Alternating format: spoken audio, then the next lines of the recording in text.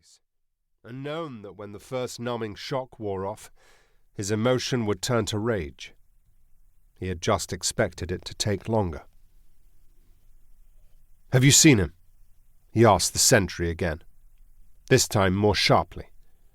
"Don't know, Captain Reavley," the sentry answered. "I've been watching forward." "He hasn't done anything," Joseph said, clenching his teeth to keep control of the helplessness rising inside him. "I want to get to him before he does." He knew what the man was protecting. Joseph was an officer and a priest, tied to the command by both rank and conviction. There were whispers that men in the French army had already mutinied, said they would hold their positions but would not launch any attack. They had demanded improved rations and whatever humanity of treatment was possible in this universal misery. Thousands had been charged, and over 400 had been sentenced to death, but so far apparently very few had actually faced the firing squad. In the British Army, the losses had been equally appalling. Men were exhausted and morale was low, but as yet, no mutiny. Now there was talk of another push forward against the German lines, and there was no heart left for it. Everyone had seen too many friends dead or crippled to gain a few yards of clay, and nothing had changed, except the numbers of the dead.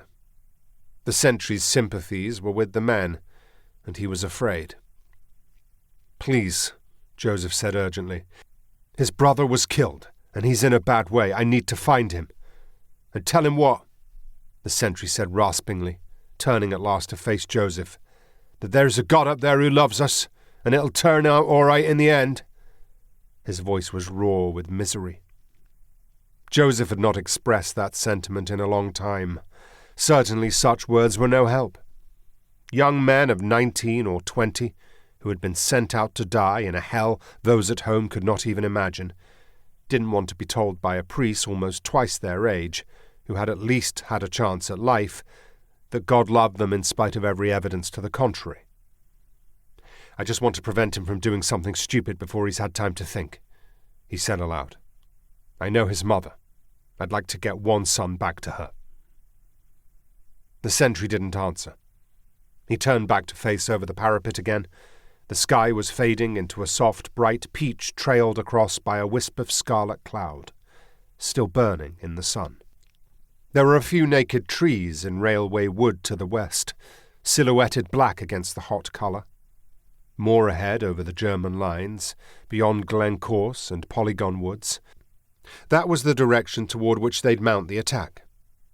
"I don't know," the sentry said at last, "but you could try Zouave Wood." He jerked his hand to the right.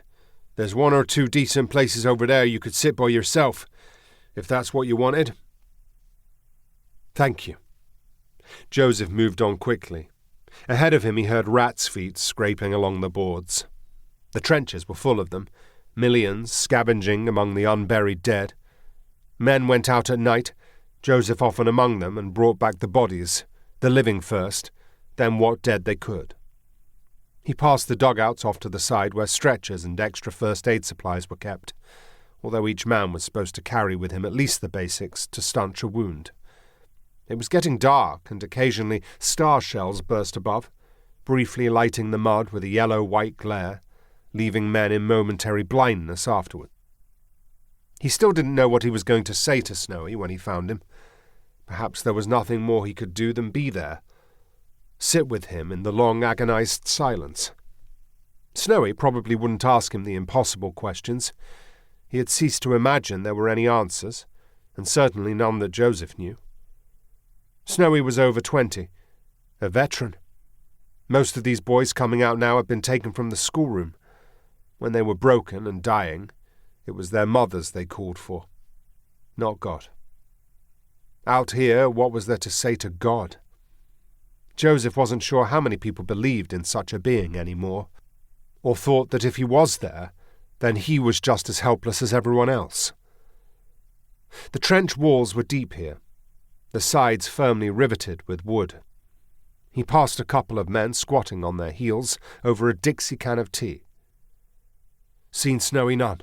he asked, stopping beside them. One lifted a pale face smeared with mud. A long